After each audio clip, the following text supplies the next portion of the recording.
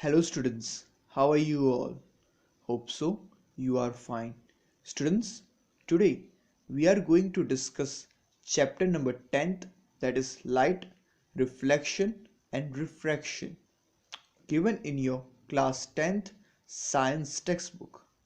This presentation will be presented to you by Modi Academy. Friends, light अगर नहीं होती तो क्या हमारे लिए वो पॉसिबल होता कि हम कोई भी चीज़ देख पाते?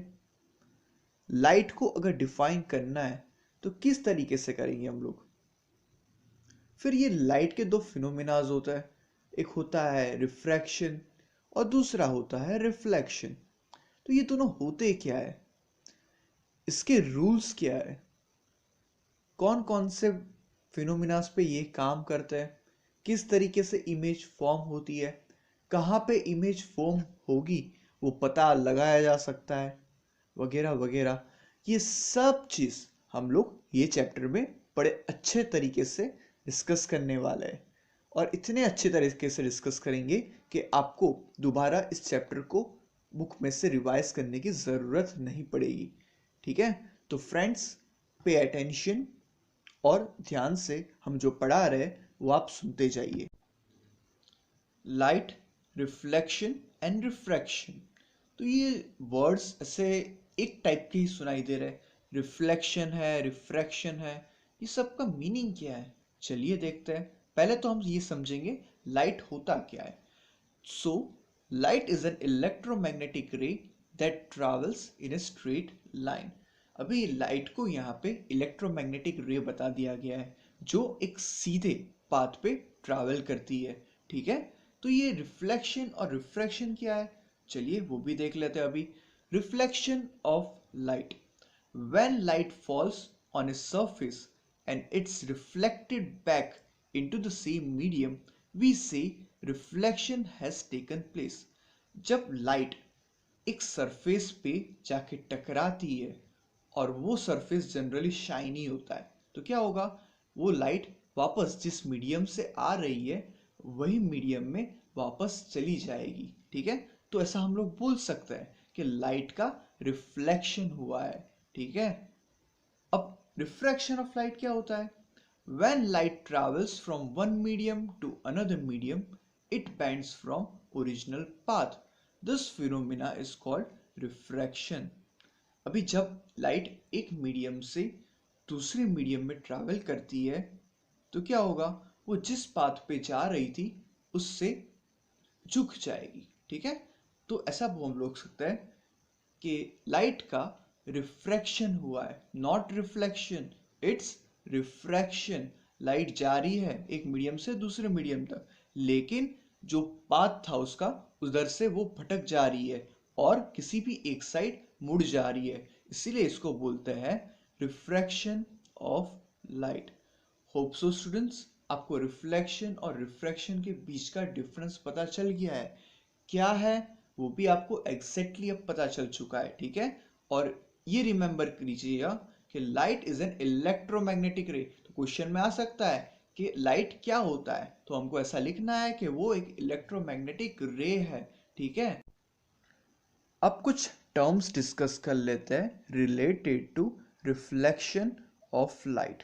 ठीक है, पहला टर्म है इंसिडेंट रे। तो ये इंसिडेंट रे होता क्या है? ऐसे तो नाम से हमको कुछ आइडिया आ जाता है कि इंसिडेंट। ठीक है, तो चलिए पढ़ते हैं इंसिडेंट रे होता क्या है। द रे of light that falls on the reflecting surface. अभी लाइट की रे जो रिफ्लेक्टिंग सरफेस पे गिर रही है अभी, उसको बोलेंगे हम लोग रे ऑफ इंसिडेंस। ठीक है, या फिर इंसिडेंट रे। दूसरा है रिफ्लेक्टेड रे, द रे of light that is sent back by the reflecting surface. अभी वो जो लाइट गिरी है वो रिफ्लेक्टिंग सरफेस से टकराने के बाद वापस इंसिडेंट मीडियम में जा रही है, तो उसे ही हम लोग बोलेंगे रिफ्लेक्टेड रे। ठीक है, अब तीसरा है normal. The normal is a line at right angle to the reflecting surface to the point of incident। अभी ये जो होता है नॉर्मल, वो जस्ट 90 डिग्रीज बनाती हुई एक इमेजिनरी लाइन है with respect to the surface on which the light is incident. ठीक है, तो क्या है ये, ऐसे हम लोग बोल सकते हैं कि 90 डिग्री बनाती हुई एक जो वो शाइनी सरफेस है जहाँ से वो लाइट रिफ्लेक्ट हो रही है, वही उसको ही हम लोग नॉर्मल कहते हैं। याद रखिएगा, ये एक इमेजिनरी लाइन होती है।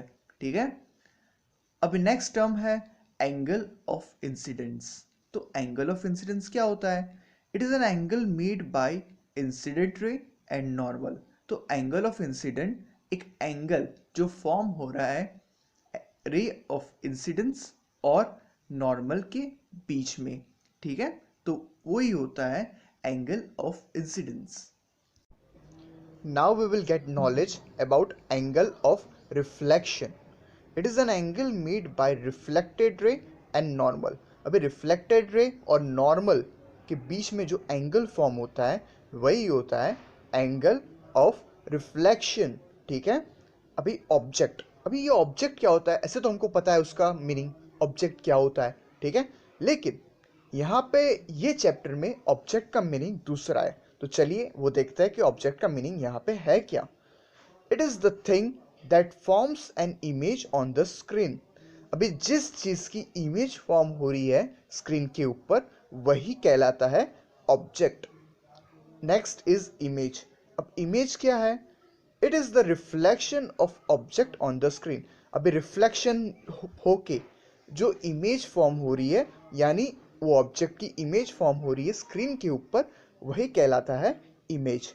अब इमेज भी बहुत टाइप की होती है, जैसे कि वर्चुअल इमेज, रियल इमेज। तो ये वर्चुअल इमेज क्या है? चलिए, the image that can not be obtained on the screen, that is a surface where image is formed.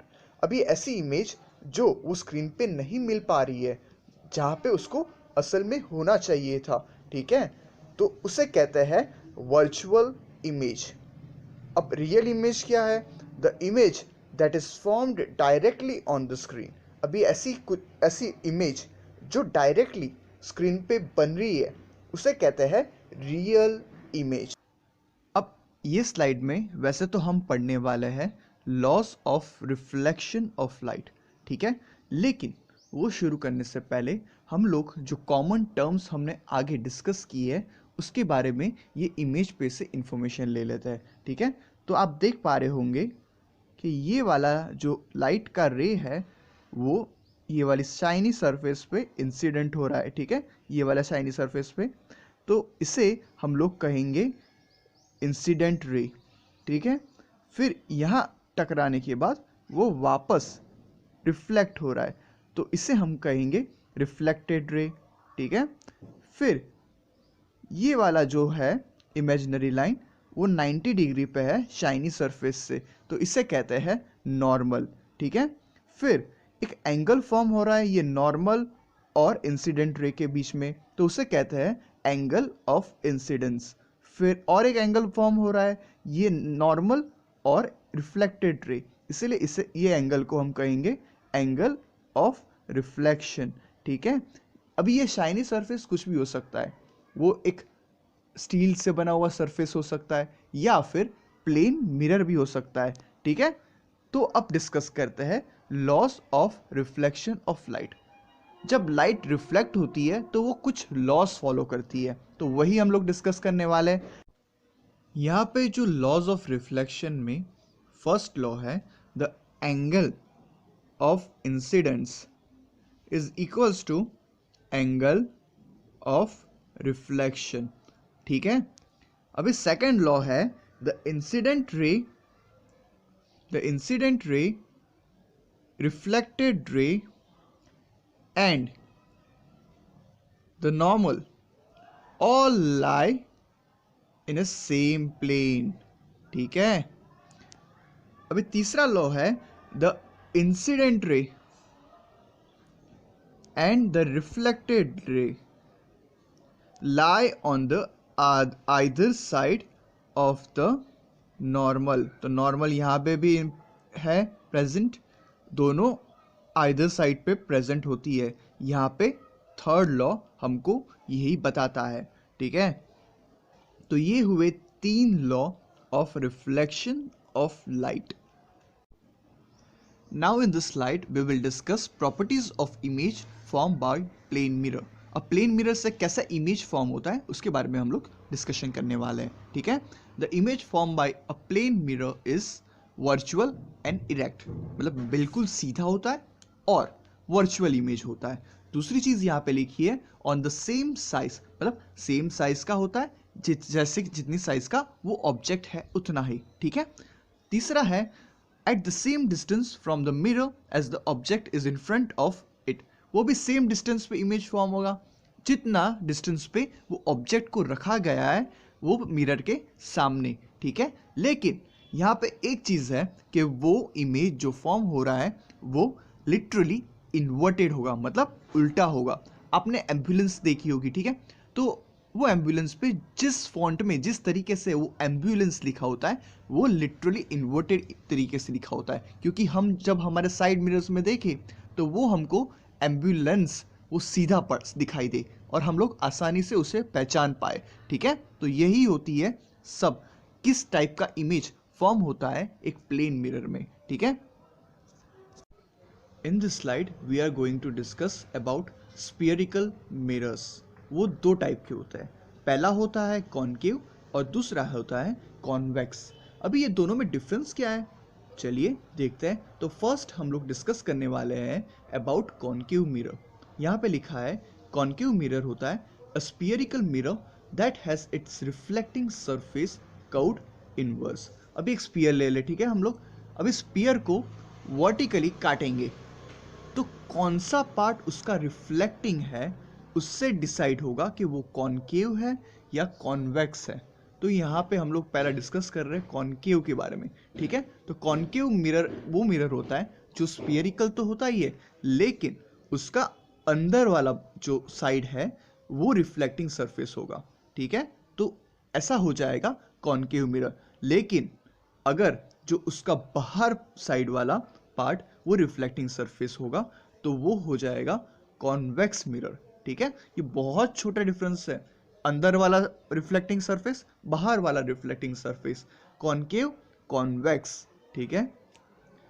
There are some important terms to be explain first in terms of spherical mirrors.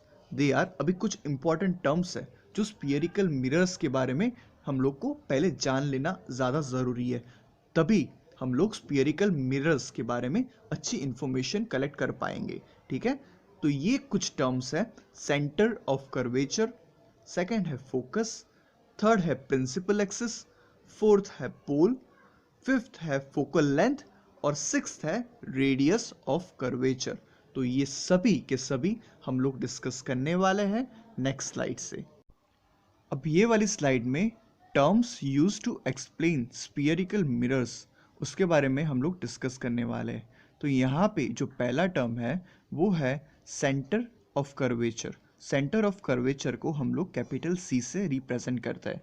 तो इसका meaning क्या होता है, जैसे कि हम लोग spherical mirror हमको मिलता है जब हम एक स्फीयर को वर्टिकली काटते हैं, राइट। तो वो जो स्फीयर होगा उसका एक सेंटर पॉइंट तो होगा जहाँ से वो स्फीयर बना गया है, तो बस वही जो पॉइंट होता है सेंटर पॉइंट उसको ही बोलते हैं सेंटर ऑफ कर्वेचर, ठीक है। सेकंड है रेडियस ऑफ कर्वेचर। अभी रेडियस ऑफ कर्वेचर को समझने से पहले हम लोग पोल क्या होता है वो समझ लेते हैं। अभी पोल को रिप्रेजेंट किया जाता है कैपिटल पी से। तो पोल के बारे में क्या लिखा है, it is the centre of spherical mirror, मतलब वो जो स्फीयरिकल मिरर फॉर्म हुआ है उसका जो सेंटर होता है वही कहलाता है पोल। तो अभी रेडियस ऑफ कर्वेचर क्या हुआ, तो radius of curvature it is the radius of the sphere of which mirror is a part. अभी जो मिरर वो जो बना है स्फीयरिकल मिरर, वो जिस स्फीयर का पार्ट था उस स्फीयर का रेडियस ही रेडियस ऑफ कर्वेचर होता है, ठीक है। अभी लास्ट वन है प्रिंसिपल एक्सिस। तो प्रिंसिपल एक्सिस क्या होता है, it is a straight line passing through centre of curvature and pole. एक इमेजिनरी लाइन होता है जो पास हो रही है दोनों से, सेंटर ऑफ कर्वेचर से और पोल से, उसको ही हम लोग बोलेंगे प्रिंसिपल एक्सिस। अब जितने भी टर्म हमने अभी तक पढ़े उसको समझते हैं with the help of a figure. ठीक है, अभी ये एक स्फीयर है, ठीक है, पूरा उसको हम लोग वर्टिकली काटते हैं। तो रिफ्लेक्टिंग सरफेस इनर वाला है या फिर आउटर वाला है, उस पर डिपेंड करेगा कि वो कॉनकेव मिरर है या कॉन्वेक्स स्फीयरिकल मिरर है। ठीक है, अभी जैसे कि हमने बताया कि जो सेंटर पॉइंट से वो स्फीयरिकल बनाया गया होता है वो होता है सेंटर ऑफ कर्वेचर। फिर वो स्फीयरिकल मिरर के जो सेंटर पॉइंट होता है उसे कहते हैं पोल। अभी ये स्फीयरिकल मिरर का रेडियस CP है। ठीक है, तो ये होगा रेडियस ऑफ कर्वेचर। और प्रिंसिपल एक्सिस यानी ये इमेजिनरी लाइन जो दोनों से पास हो रही है, सेंटर ऑफ कर्वेचर से और पोल से, इसलिए इसको बोलते हैं principal axis. Focus and focal length of spherical mirror. अब स्फेरिकल मिरर का फोकस और फोकल लेंथ वो क्या होती है, चलिए जान लेते हैं पहले। Principal focus, focus of concave mirror. अब प्रिंसिपल फोकस में पहले कॉनकेव मिरर के बारे में बात कर लेते हैं। It is a point on the principal axis where all the rays parallel to principal axis converge. ठीक है, अभी ये फोकस या फिर प्रिंसिपल फोकस एक ऐसा पॉइंट है जिस पे सभी पैरेलल रेस जब कॉनकेव मिरर के टकराने के बाद वापस आके प्रिंसिपल एक्सिस पे मिलते हैं। ठीक है, तो ये पॉइंट को बोलते हैं प्रिंसिपल फोकस। ये बात हुई कॉनकेव मिरर के बारे में। अभी फोकस ऑफ कॉन्वेक्स मिरर वो क्या होता है? It is a point on the principal axis where the reflected rays appear to converge। अभी यहाँ पे एक वर्ड लिखा है appear to converge और converge, दोनों में बहुत डिफरेंस है। ठीक है, इसमें converge नहीं होगा लेकिन appear to converge होगा convex mirrors में। ठीक है, तो ये देखिए यहाँ पे parallel rays आ रही है। ठीक है, अब ये इस तरीके से वापस तो चली जा रही है, दूर जा रही है एक दूसरे से, लेकिन जब ये वाले लाइन को हम पीछे के साइड पे खींचेंगे तो वो भी एक प्रिंसिपल एक्सिस पे एक पॉइंट पे आके मिलेंगे सब एक दूसरे से, तो वही पॉइंट को कहेंगे फोकस। ठीक है, इसीलिए यहाँ पे वर्ड लिखा गया है appear to converge। ठीक है, now we will get information about focal length of spherical mirrors। The distance between pole and principal focus is called focal length of the spherical mirror। अब spherical mirror में जितना distance focus और pole के बीच में होता है उसे ही कहते हैं focal length। ठीक है, the radius of curvature is 2 times the focal length। अभी यहाँ पे एक बहुत important बात बताई गई है हमको कि जो रेडियस ऑफ कर्वेचर होगा वो 2 गुना होगा फोकल लेंथ से। ठीक है, focal length of spherical mirror. तो ये हम लोग न्यूमेरिकल्स में बहुत हेल्पफुल होगा ये लाइन हमको, that the radius of curvature of is 2 times the focal length of spherical mirror. Rules for reflection of light through spherical mirror. If in a concave mirror, a ray of light parallel to the principal axis after reflection will pass through focus or appear to diverge from focus in a case of convex mirror. The second one is a ray passing through focus of concave mirror after reflection will emerge parallel to principal axis. तो यहाँ पे हमको बता दिया गया है कि अगर वो रे ऑफ लाइट पैरेलल आ रही होगी प्रिंसिपल एक्सिस से तो वो रिफ्लेक्ट होके फोकस से पास होगी, वो होगा कॉनकेव में। लेकिन अगर वो कॉन्वेक्स मिरर होगा तो appear to pass through focus, ठीक है। लेकिन अगर इससे उल्टी बात कर ले कि अगर वो फोकस से ही पास हो रही है तो आफ्टर रिफ्लेक्शन वो पैरेलल हो जाएगी प्रिंसिपल एक्सिस से। दोनों में, कॉनकेव में भी ऐसा हो जाएगा, पैरेलल हो जाएगी, और कॉन्वेक्स में भी ऐसा ही हो जाएगा, पैरेलल हो जाएगी प्रिंसिपल एक्सिस से, अगर उल्टी सीधी आ रही है और पास हो रही है फोकस से तो। Now we will study some more rules for reflection of light through spherical mirrors. A ray passing through center of curvature after reflection is reflected back along the same path.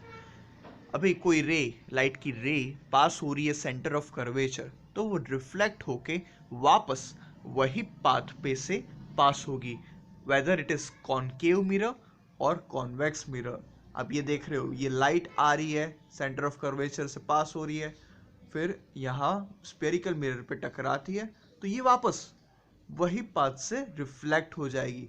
ये था concave mirror के बारे में बात। अभी ये convex mirror में ये जा रही है, ये appear to be pass from centre of curvature, ठीक है, तो ये यहाँ से वापस वही पाथ से मूव हो जाएगी, ठीक है। A ray incident obliquely to the principal axis towards the pole of the spherical mirror is reflected back obliquely. अभी कॉनकेव मिरर में वापस बात करेंगे हम लोग। एक रे आ रही है, ठीक है, वो जाके टकरा रही है पोल पे स्फेरिकल मिरर में, तो वो उतना ही एंगल बना के वापस रिटर्न हो जाएगी with respect to principal axis. अभी ये कॉन्वेक्स मिरर की बात कर लेंगे, तो ये वापस रे आ रही है, ठीक है, पोल पे टकरा रही है, तो ये वापस उतने ही एंगल पे रिटर्न हो जाने वाली है। तो यही कहा गया है ये वाली स्लाइड में। Formation of different types of images bye concave mirrors. अभी हम लोग अगर कोई ऑब्जेक्ट को किसी एक पोजीशन पर रखते हैं तो किस टाइप की इमेज उससे फॉर्म होगी, जब वो स्फेरिकल मिरर कॉनकेव मिरर होगा तो उसके बारे में हम लोग पढ़ने वाले हैं। यहाँ पे we can place the object at 6 positions from the mirror. तो यहाँ पे हमको कह दिया गया है कि हम लोग 6 टोटल पोजीशंस पे वो ऑब्जेक्ट को रख सकते हैं। उसके बाद इमेज फॉर्मेशन होगी, कहाँ होगी, कैसी होगी, वो हमको ऑब्जर्व करनी है।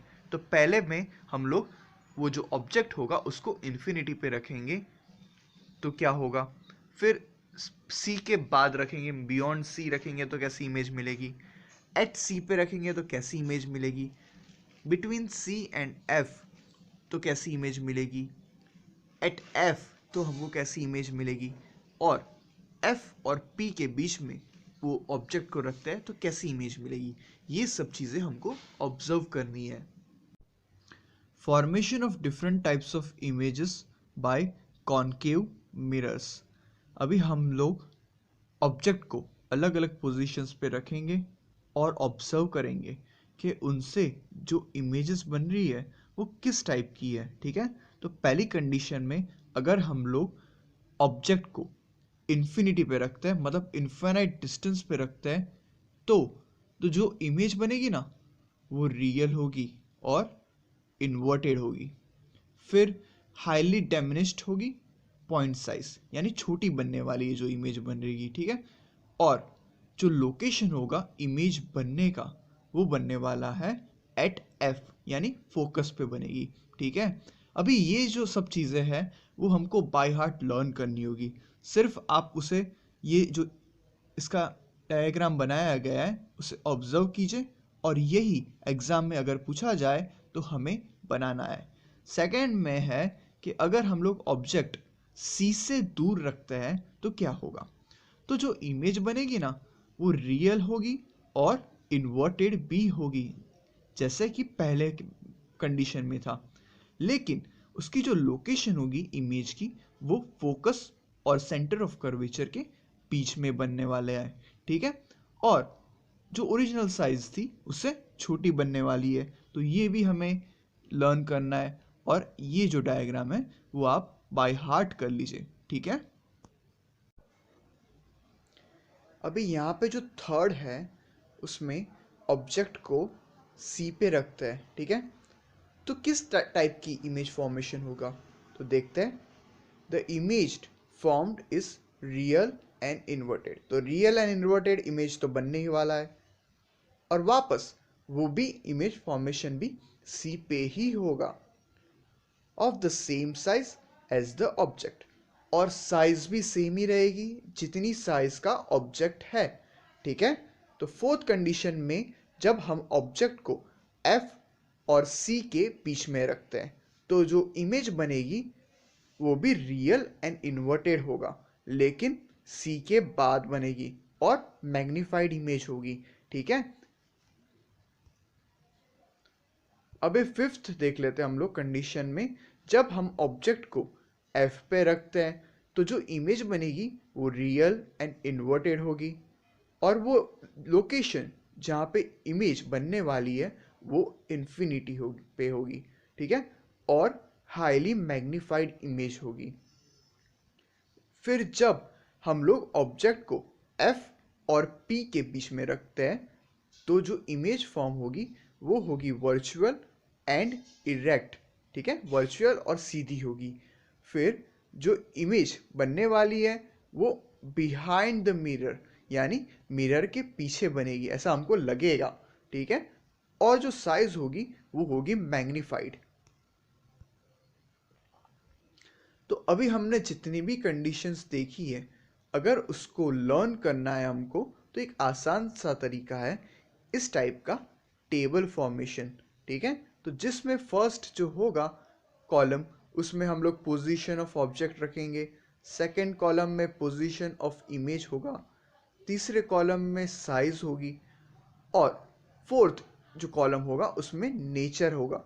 तो इस तरीके से हम आसानी से डिफरेंट डिफरेंट कंडीशंस को लर्न कर पाएंगे, और इसी तरीके से हम लोग को एग्ज़ाम के लिए भी प्रिपेयर करना है। Now we will see uses of concave mirrors. तो अब हम लोग कॉनकेव मिरर्स होते हैं उसके फ़ायदे देखेंगे, और उसके कहाँ पे वो इस्तेमाल होता है वो भी देखेंगे, ठीक है। तो कॉनकेव मिरर्स आर यूज्ड, पहला है शेविंग मिरर्स। जब शेव करता है कोई तो जो मिरर होता है वो कॉनकेव मिरर ही होता है, जिससे उसको जो इमेज बन रही है वो ज़्यादा अच्छी, क्लियर और बड़ी दिखे, ठीक है। सेकंड जो यूज़ है वो है टॉर्चेस में यूज़ होता है, सर्च लाइट्स में यूज़ होता है, और व्हीकल के हेडलाइट्स में ये मिरर्स यूज़ होते हैं। जो थर्ड यूज़ है वो है कि ये डेंटिस्ट इस्तेमाल करते हैं इसका। क्यों?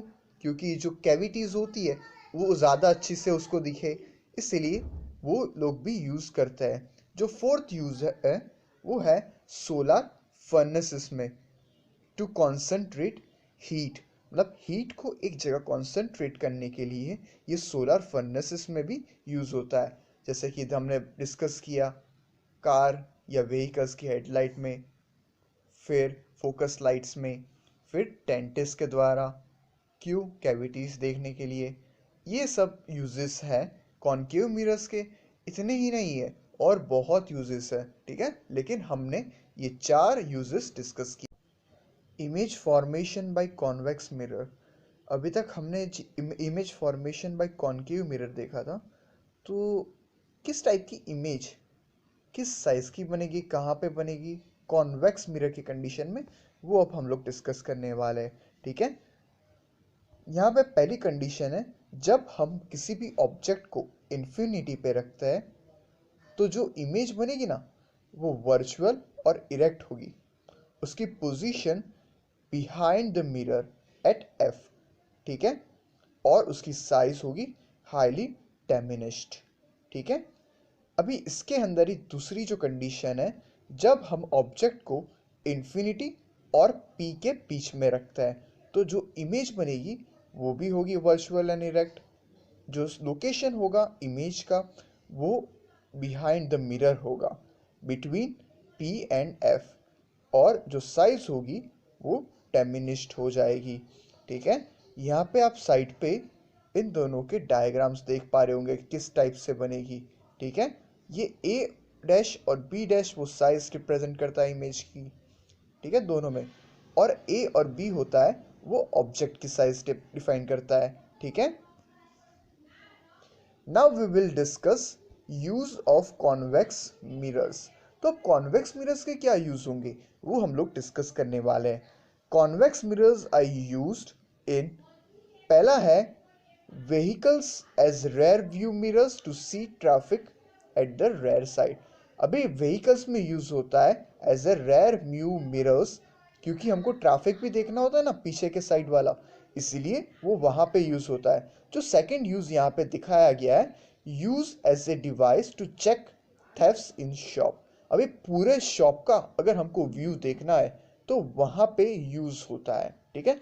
आपने कभी कभी देखा होगा कि जब बेसमेंट पार्किंग होता है उधर इस टाइप के इमेजेस रखे होते हैं, आई मीन मिरर्स रखे होते हैं, ठीक है, जहां से हमको एक वाइड व्यू देखने को मिलता है, इसीलिए हमको बहुत हिलना नहीं पड़ता है, ठीक है। यहाँ पे ट्रैफिक्स में भी हमको पूरा व्यू आता है, देख रहे हो आप, ठीक है। तो ये ही यूज है कॉन्वेक्स मिरर्स के। New cartesian sign convention, object is placed left to the mirror and the pole is taken as an origin। अभी जो ऑब्जेक्ट होता है ना तो उसको हम लोग left side of the mirror रखेंगे और जो पोल होता है उसको कंसिडर करेंगे ओरिजिन। तो इससे एक चीज पता चलेगी, distance to the right of origin that is positive x axis is positive while that of left is negative. यानी जो राइट साइड होगा मिरर के उसे हम लोग पॉजिटिव कंसिडर करेंगे और जो लेफ्ट साइड होगा उसे नेगेटिव कंसिडर करेंगे, ठीक है। Distance above the principal axis that is positive y axis are positive while below is negative. तो ये जो डिस्टेंस होगा प्रिंसिपल एक्सिस के ऊपर साइड वाला उसको हम पॉजिटिव कंसिडर करेंगे और प्रिंसिपल एक्सिस के नीचे साइड वाला जो डिस्टेंस होगा उसको नेगेटिव कंसिडर करेंगे। इतना सिंपल है द कार्टेशियन साइन कन्वेंशन, ठीक है। ये इधर हम इसको स्फीयरिकल मिरर कंसिडर करना है, इसका पोल होगा उसको कोऑर्डिनेट का ओरिजिन ले लेना है कोऑर्डिनेट सिस्टम का, बस, ठीक है। तो यही समझाया गया है ये स्लाइड में हमको। Mirror formula for spherical mirrors. तो अब एक मिरर फॉर्मूला भी डिफाइन किया गया है जो है 1/v + 1/u is equals to 1/f। यहाँ पे v रिप्रेजेंट करता है इमेज डिस्टेंस को, u रिप्रेजेंट करता है ऑब्जेक्ट डिस्टेंस को और f है फोकल लेंथ। तो ये जो फॉर्मूला डिफाइन किया गया है उसे ही मिरर फॉर्मूला कहता है। कोई भी अननोन वैल्यू हम इस फॉर्मूला का यूज करके फाइंड कर सकते हैं, जो इमेज डिस्टेंस हो सकता है, ऑब्जेक्ट डिस्टेंस हो सकता है या फिर फोकल लेंथ भी हो सकता है, ठीक है। यहाँ पे नीचे आपको एक टेबल दिखाई दे रहा होगा। अगर यहाँ पे ऑब्जेक्ट डिस्टेंस कॉन्वेक्स मिरर है और वो नेगेटिव हुआ तो कॉनकेव मिरर में भी नेगेटिव ही होगा। इमेज डिस्टेंस की बात कर ले कॉन्वेक्स मिरर्स में जो पॉजिटिव है तो कॉनकेव मिरर में कुछ भी हो सकता है, और जो फोकल लेंथ की बात कर ले हम वो पॉजिटिव हो तो कॉनकेव मिरर में वो नेगेटिव होगा, ठीक है। मैग्निफिकेशन।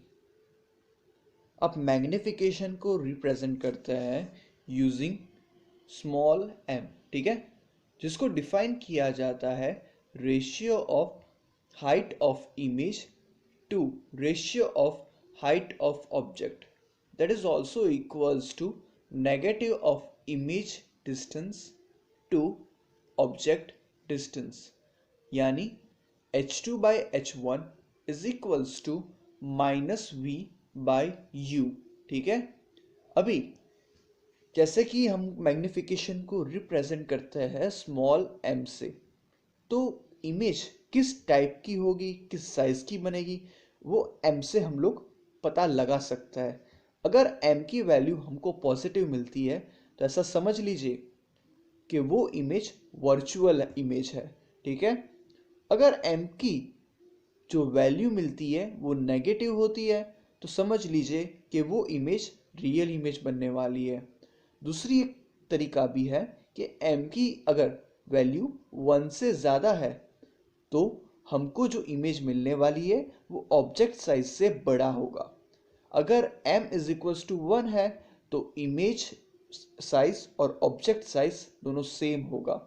अगर m 1 से छोटा है तो हमको जो इमेज बन रही है वो छोटी होगी as compare to the object, जैसे कि यहाँ आप पढ़ पा रहे होंगे। ठीक है। अभी लास्ट दो लाइन में जो लिखा है, if m is positive then the image is virtual and erect.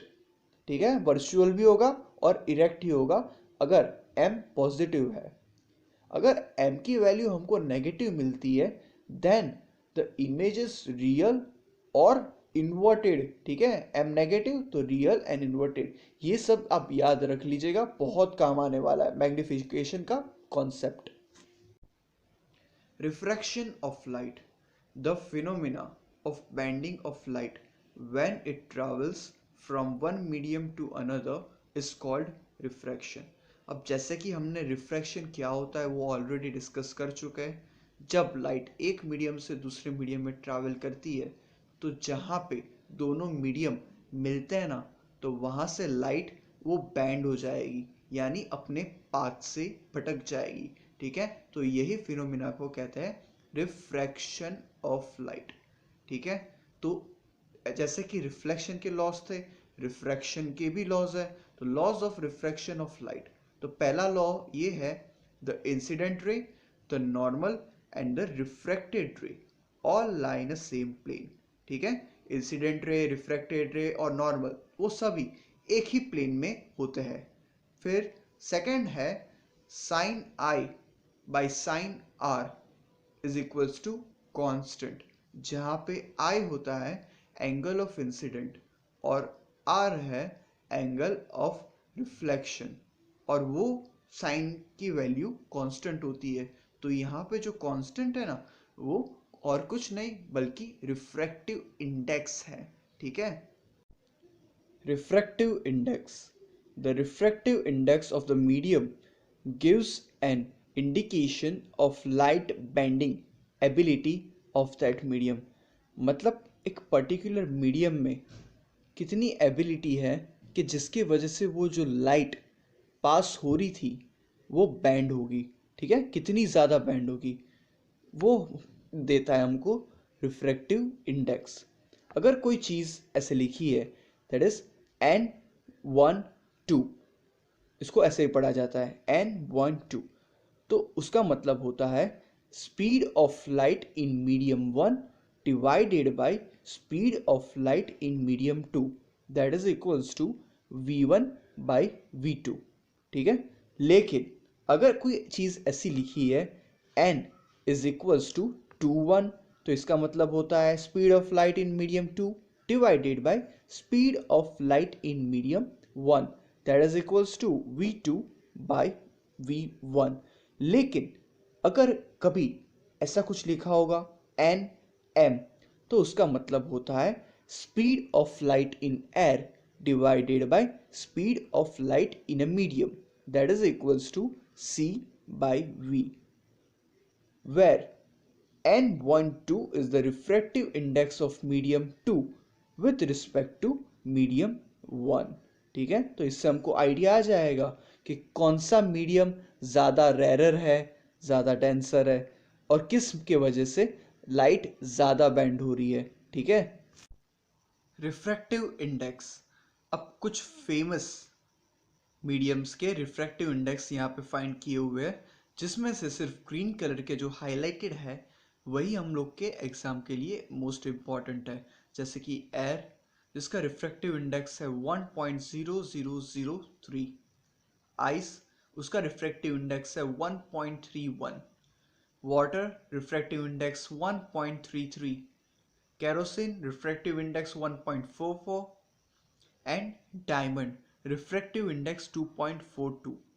इसमें से बाकी के refractive index they are not as much as important, ठीक है, तो आप लोग वो याद नहीं रखोगे तो चलेगा, लेकिन ये ग्रीन कलर के हाईलाइटेड रिफ्रैक्टिव इंडेक्स याद रखने ही है, ठीक है।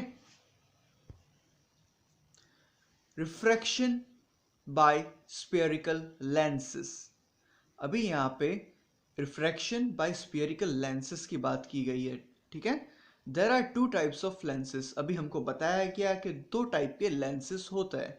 फर्स्ट है कॉन्वेक्स लेंस और दूसरा है कॉनकेव लेंस, ठीक है। यहाँ पे दोनों कॉन्वेक्स लेंस कैसे दिखते हैं और कॉनकेव लेंस कैसे दिखते हैं वो यहाँ पे हमको डायग्राम में दिखाया गया है। ये वाला है कॉन्वेक्स सरफेस है यानी कॉन्वेक्स लेंस है, और यहाँ पे कॉनकेव सरफेस है यानी ये कॉनकेव लेंस है।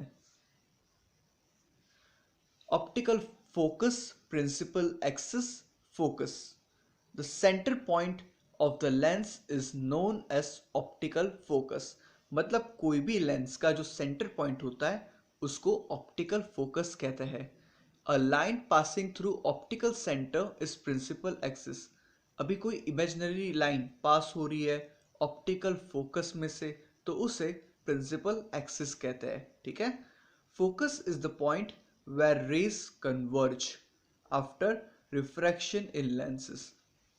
अभी यहाँ पे फोकस एक ऐसा पॉइंट है जहाँ पे सभी रेस कन्वर्ज होते हैं आफ्टर रिफ्रैक्शन इन लेंस, ठीक है, तो उसे हम लोग कहेंगे फोकस। रूल्स फॉर ड्राइंग रे diagrams. The first rule, a ray of light parallel to principal axis passes through the focus after reflection, ठीक है।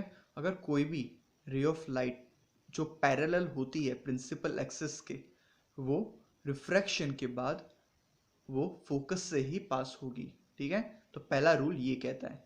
Second rule says that a ray of light passes through the focus becomes parallel to principal axis after refraction। अभी second rule ये कहता है कि अगर कोई भी रे ऑफ लाइट जो फोकस से पास हो रही है तो वो आफ्टर रिफ्रैक्शन वो पैरेलल हो जाएगी प्रिंसिपल एक्सिस के, ठीक है। थर्ड रूल ये कहता है a ray of light passing through the optical centre goes straight without changing its path. अभी थर्ड रूल कहता है कि अगर एक रे ऑफ लाइट जो ऑप्टिकल सेंटर से पास हो रहा है, ठीक है, तो वो अपना डायरेक्शन चेंज किए बिना वो डायरेक्टली स्ट्रेट पास हो जाएगी, ठीक है। रूल्स फॉर ड्राइंग रे डायग्राम्स। तो आगे जो हमने रूल्स पढ़े अभी उसको समझते हैं with the help of diagrams, ठीक है। तो जैसे कि पहला रूल हमको समझा रहा था कि अगर कोई भी रे ऑफ लाइट वो कॉन्वेक्स लेंस की तरफ सीधी आ रही है पैरेलल टू प्रिंसिपल एक्सिस तो वो उससे टकराने के बाद फोकस से पास होगी, ठीक है। तो ये था रूल 1। अभी रूल 2 की बात करते हैं। अगर कोई भी रे ऑफ लाइट पास हो रही है फोकस से तो वो लेंस से टकराने के बाद पैरेलल टू प्रिंसिपल एक्सिस हो जाएगी। ये था रूल 2। अभी रूल 3 हमको समझा रहा था कि अगर कोई भी रे of light centre of the lens से पास होगी तो बिना मुड़े वो उधर से स्ट्रेट ही पास हो जाएगी, ठीक है, उसमें कोई भी डिफ्लेक्शन नहीं आएगा। तो ये थे रूल्स ऑफ ड्राइंग रे diagrams. Imaged form by convex lenses. First, when the object is placed between O and F, the image that will be formed वो वर्चुअल और इरेक्ट होगी, ठीक है, और लोकेशन जहाँ पे इमेज बनेगी वो बिहाइंड द ऑब्जेक्ट होगा यानी लेफ्ट साइड पे, और जो साइज होगी इमेज की वो होगी मैग्नीफाइड, ओके। अभी सेकंड कंडीशन देख लेते हैं। जब ऑब्जेक्ट को हम लोग F और 2F के बीच में प्लेस करेंगे तो जो इमेज बनेगी ना वो रियल होगी और इन्वर्टेड होगी। जो लोकेशन होगी इमेज की वो 2F पे होगी और 2F से ज़्यादा बाहर के साइड पे होगी, ठीक है। जो साइज होगी ना इमेज की वो मैग्नीफाइड हो जाएगी, ठीक है। तो यहाँ पे आप देख पा रहे होंगे F यानी फोकस हमको सभी को पता है, तो यहाँ से ये जो डिस्टेंस है लेंस से वो ट्वाइस द फोकस होगा, ठीक है, इसीलिए 2f लिखा है। और यहाँ पे उतना है लेकिन इस साइड इसलिए 2f डैश, ठीक है। ए बी इमेज है, आप देख पा रहे होंगे ये ऑब्जेक्ट रखा है, यहाँ पे ज़्यादा बड़ी साइज से इमेज बन रही है इसीलिए मैग्नीफाइड है, ठीक है। तो ये आपके लिए मोस्ट इंपॉर्टेंट है with the terms of examination. अभी जैसे कि हमने टेबल्स बनाए थे आगे भी, तो ये टेबल बना है image form by convex lenses के लिए, ठीक है। तो ये सभी के सभी भी आपको एक बार पढ़ लेने और अच्छे से समझ लेने, और एग्जाम्स के लिए ये इम्पॉर्टेंट है। लेकिन ज़्यादा इम्पॉर्टेंट ये दो वाली कंडीशंस है, ठीक है। Now we will study image form by concave lenses. तो अभी जो इमेज कॉनकेव लेंसेज से बनने वाली है ना, उसके बारे में कुछ इंफॉर्मेशन ले लेते हैं, ठीक है। तो यहाँ पे आप देख पा रहे होंगे स्टार्टिंग में एक टेबल है जिसके अंदर 4 कॉलम्स बनाई गई है। फर्स्ट जो कॉलम है उधर लिखा है पोजीशन ऑफ ऑब्जेक्ट, जो सेकंड है वहाँ पे लिखा है position of image, third column में है size of image, and fourth column में है नेचर ऑफ इमेज। तो इस तरीके की यहाँ पे कॉनकेव लेंसेज के लिए ये टेबल है। अगर हम लोग ऑब्जेक्ट को इन्फिनिटी पे रखते हैं तो जो इमेज बनेगी ना वो f1 पे होगी, जो बहुत छोटी होगी, पॉइंट साइज होगी, ठीक है। और जो टाइप होगा इमेज का वो होगा वर्चुअल एंड इरेक्ट। अभी अगर हम लोग ऑब्जेक्ट को इन्फिनिटी और ऑप्टिकल सेंटर के बीच में रखते हैं, ठीक है, तो जो इमेज बनेगी वो f1 पे होगी और ऑप्टिकल सेंटर के बीच में कहीं भी बन सकती है। जो उसका साइज होगा वो बहुत छोटा होगा, ठीक है, और जो टाइप होगा वो वर्चुअल एंड इरेक्ट होगा। Sign convention for lenses. The sign conventions for lenses are same as those for spherical mirrors. तो जो साइन कन्वेंशन था लेंसेज का वो सेम होगा जैसा कि स्फीयरिकल मिरर्स के लिए था, except all the distances are measured from optical centre. उसमें हम लोग जो डिस्टेंसेस मेजर करते थे वो सेंटर ऑफ कर्वेचर से करते थे, लेकिन इसमें जो हम लोग डिस्टेंसेस मेजर करने वाले हैं वो सब ऑप्टिकल सेंटर से मेजर होंगे, ठीक है। Distance to the right from origin, that is positive x axis, is positive, while that of left is negative, ठीक है, सेम है। distances above the principal axis y axis are positive while those below it, that is negative y axis, are negative, ठीक है। lens formula and magnification. Lens formula is 1 by v minus 1 by u is equals to 1 by f, जहाँ पे v होता है वो है image distance, u होता है वो है ऑब्जेक्ट डिस्टेंस, और f है वो फोकल लेंथ है। मैग्निफिकेशन को रिप्रेजेंट किया जाता है with the help of small m. Small m is equals to height of image divided by height of the object, that is also equals to h dash by h, यानी h dash का meaning होता है height of the image और h का meaning होता है height of the object. Also m is equals to h dash by h, that is equals to v by u, that is equals to image distance divided by object distance. Power of lens. The power of lens is the reciprocal of focal length, that is P is equals to 1 by f. SI unit of power of lens is called diopter, that is represented by capital D, ठीक है, diopter.